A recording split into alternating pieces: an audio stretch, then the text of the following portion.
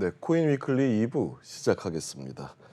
지난주에 고파이 상품 출금 지연으로 어려움을 겪고 있는 코팍스가 바이낸스와 투자 유치에 관한 논의를 진행 중이다라는 소식을 또 저는 전해드린 바 있습니다.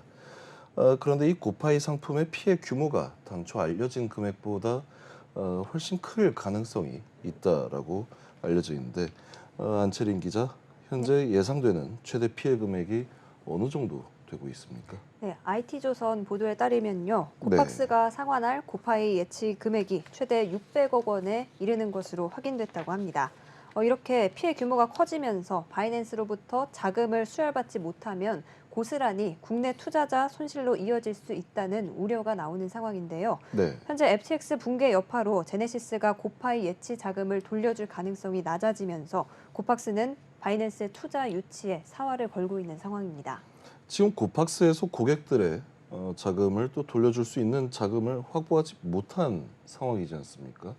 이 상황이 굉장히 고팍스 차원에서도 난감한 상황이라는 건데 애초에 이런 상황이 왜 발생한 건지 간략하게 좀 설명 부탁드립니다. 네, 우선 고파이 상품이 어떤 상품인지부터 먼저 말씀을 드려야 될 것 같은데요. 네, 우선 고파이란 보유 중인 디지털 자산을 모집 중인 상품에 예치한 뒤에 예치 기간의 수익을 이자 수익을 디지털 자산으로 받는 상품입니다. 해당 상품은 디지털 자산 가격 변동에 따른 시세 차익과 이자 수익을 동시에 올릴 수 있는 점이 장점으로 홍보가 됐는데요. 네. 고객이 맡긴 자금을 투자를 잘하는 이들에게 맡겨서 불린 뒤에 이자를 주는 식으로 운영이 됐습니다. 하지만 디지털 자산이 운용업체에 넘어가기 때문에 운용업체에서 문제가 생기면 고객이 맡긴 디지털 자산을 돌려받지 못할 우려가 있습니다. 고파이의 경우 이 돈이 넘어간 운용업체 제네시스에 문제가 생기면서 고파이 출금 지연으로도 이어지게 된 겁니다.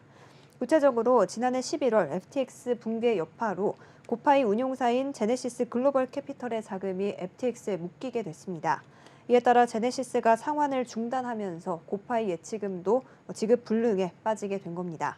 제네시스는 자금 상환을 수차례 약속하긴 했지만 이를 장담하기는 어려운 상황입니다.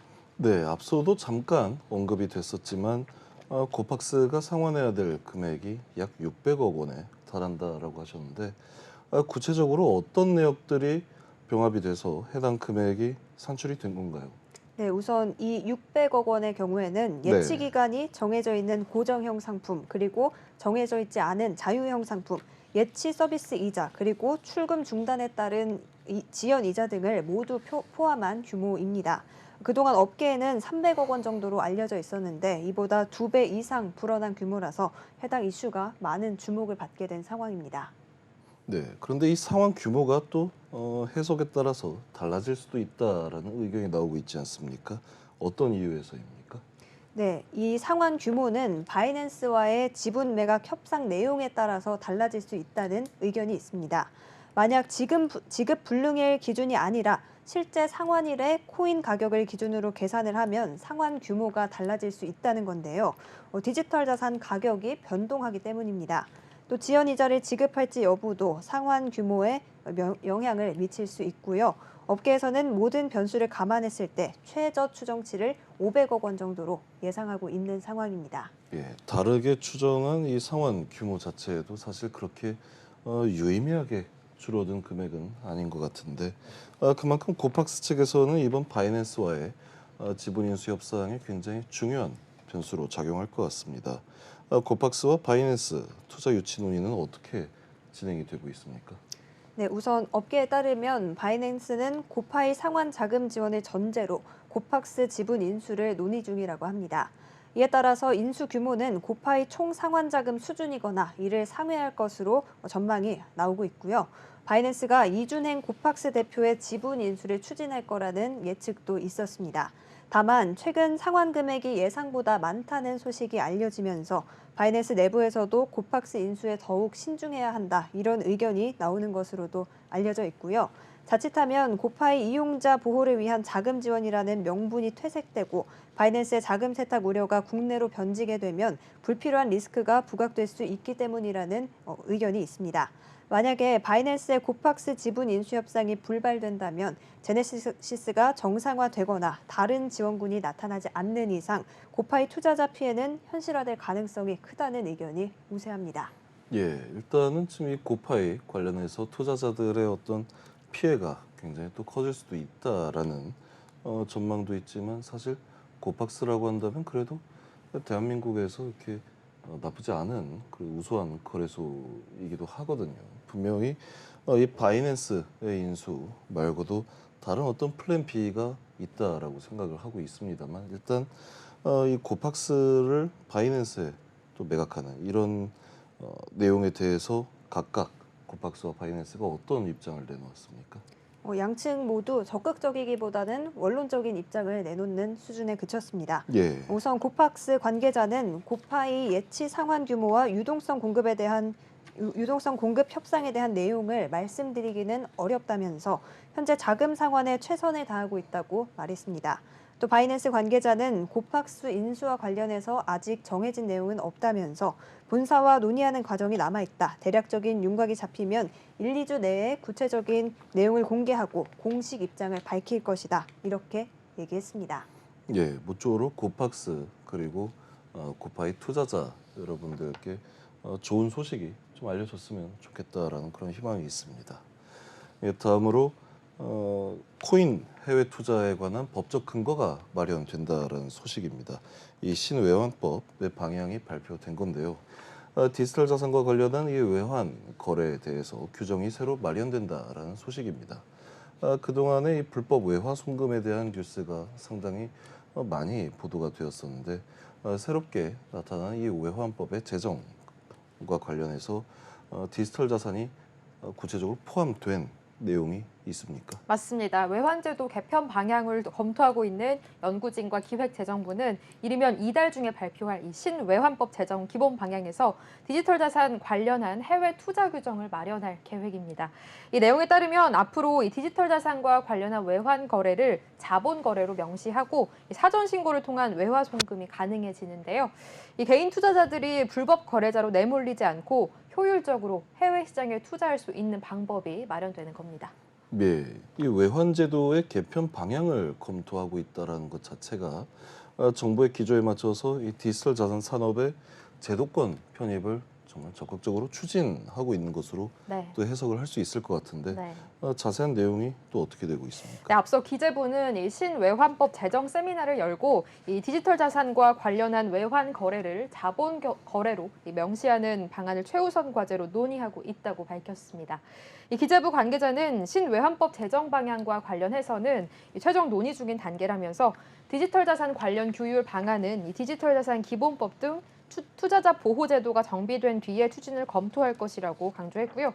또 외환 당국에서는 디지털 자산 규제를 포함해서 이 기존의 외환 거래 신고제를 복잡한 절차를 단순화하는 것을 골자로 한 신외환법 제정 방향을 이르면 이달 중 발표할 계획이라고 밝혔습니다.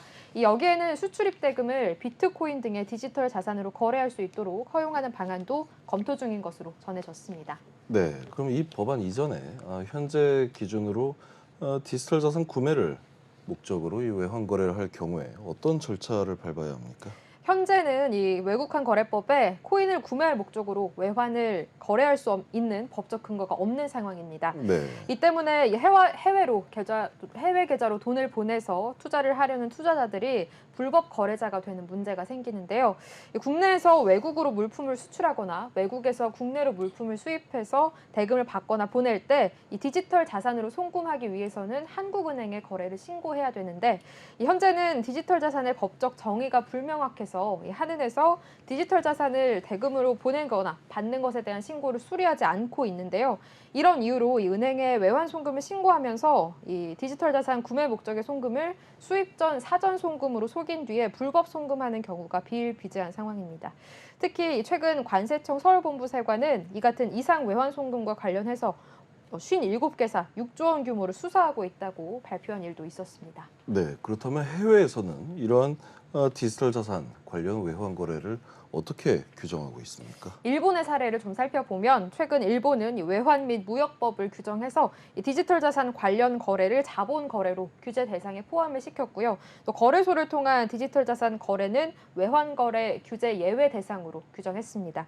이 외환 거래를 자본 거래로 규정을 하면 일반적인 거래와 같이 은행에서 사전 신고를 한 뒤에 해외 디지털 자산을 구매하거나 투자할 수 있는데 일본에서 이것을 선제적으로 좀 허용한 사례가 있었습니다. 사실 일본에서 이러한 내용들을 또 선제적으로 허용을 하기는 했지만 개인적으로는 일본에서 뭐 거주하면서 근무도 해봤거든요. 네.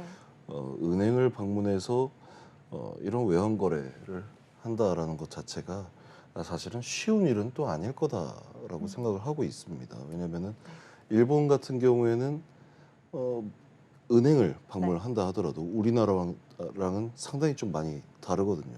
아직까지도 이 아날로그 방식을 쓰고 있는 네. 경우가 상당히 많기 때문에 혹시 이수영 기자 플로피 디스크 네. 실제로 보신 적 있으십니까? 네, 초등학생 때 사용했습니다. 사용하셨어요? 네. 그러면 어느 정도 좀 연식이 있으시다라는 건데 어허. 일본 같은 경우에는 최근 들어서 네. 이 플로피 디스크를 또 퇴출시키는 모습이 나타나고 있거든요. 그렇기 때문에 이런 변화에 대해서도 앞으로 좀 집중해서 봐야 할 것 같습니다. 네. 예, 다음으로는 코인베이스의 전 직원이 내부자 거래 혐의로 징역 10개월을 선고받았다라는 이야기인데요. 내부자 거래 혐의를 받는 전 직원들에게 유죄 판결이 내려진 것입니다. 정확히 해당 직원들의 어떤 비위 행위가 문제가 된 겁니까? 네, 코인베이스에 상장될 예정인 토큰 리스트를 사전에 공유했다. 이런 혐의를 받았습니다. 네. 디크립트의 11일 보도에 따르면 코인베이스 전 제품 매니저 이샨 와히의 형제인 니킬 와히가 내부자 거래 혐의로 10개월의 징역형을 선고받았습니다. 네. 앞서 미국 증권거래위원회 SEC는 이샨 와히와 형제 니킬 와히 그리고 사미르 라마니를 코인베이스의 상장 예정인 토큰 리스트를 공유한 혐의로 기소한 바 있습니다. 예, 일단은 이 내부 거래와 내부자 거래에 대해서 시청자 여러분들께서 좀 많이 좀 궁금하실 수도 있을 것 같거든요. 그래서 제가 뭐 간단하게 설명을 드리자면 이 내부 정보를 활용하는 방법이 있고 또 실제로 거래소의 관계자가 거래소 내부에서 또 거래를 하는 그런 현상들이 있습니다. 예를 들어서 내부 정보를 또 부정하게 이용했다라고 한다면 어떤 코인이 상장을 할지를 미리 알고 예를 들어서 상장하기 이전에 장외에서 저렴하게 파는 토큰을 사다가 입금을 해놓고 그리고 해당 토큰이 상장 후에 가격이 상승하는 것을 좀 노리는 경우도 있을 수 있거든요. 제가 생각을 했을 때는 이번 이 코인베이스의 이전 근무했던 직원들이 했다라는 이 비위 행위가 이러한 경우에 좀 해당이 되는 것 같은데 토큰이 상장이 될 경우에 가치가 오를 걸 예상하고 이러한 내부 정보를 이용해서 차익을 얻으려고 했다라는 내용이지 않습니까? 예, 그렇게 해서 이들이 얻은 수익이 어느 정도로 추산이 되고 있습니까?